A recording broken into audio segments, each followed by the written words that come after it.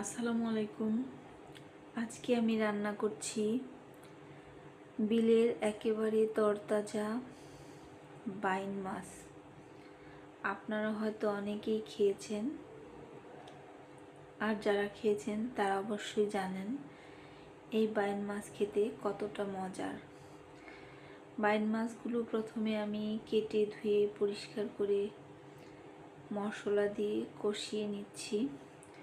মশলা আপনাদের আন্দাজ মতো দিবেন, যতটুকু মাছ এবং সবজি সেই অনুযায়ী মশলাটা দিয়ে নেবেন। এরপর মাছগুলো একটু ভালো মতো সময় নিয়ে কষাতে হবে, কারণ এই বাইন মাছ কিন্তু সহজে সিদ্ধ হতে চায় না।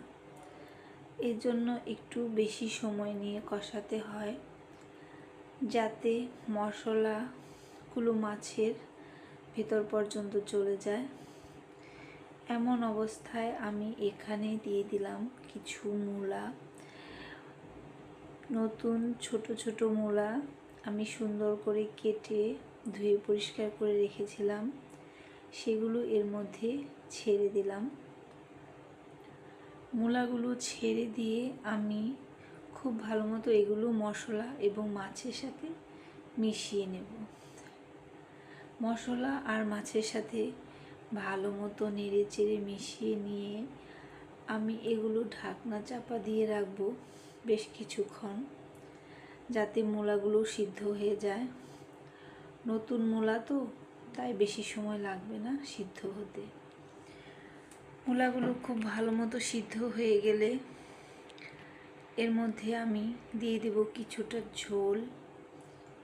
ঝোল দিয়ে একটু মাখা মাখা করে রাখবো, যাতে মূলাগুলো সিদ্ধ হয় আবার এর কালারটাও নষ্ট না হয়। এই যে দেখুন, আমি একটু ঝোল দিয়েছি আর নেড়ে চেড়ে নিচ্ছি। এভাবে নাড়াচাড়া করতে করতে একসময় দেখবেন সবগুলো সবজি মোটামুটি ভালো সিদ্ধ হয়ে গেছে। কিছুটা পানি দিয়ে আবারও একটু ভালো মতো সিদ্ধ করে নিচ্ছি, কারণ মূলাটাও একটু শক্ত থাকে।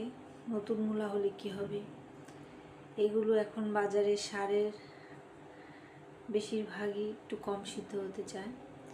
যাই হোক, এরপর আমার রান্নাটা শেষ হয়ে গেছে। এই যে দেখুন, মূলা সাথে বাইন মাছ।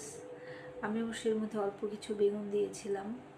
দেখুন রান্নাটা কত সুন্দর চমৎকার হয়েছে দেখতে, আর খেতেও কিন্তু চমৎকার হয়েছে।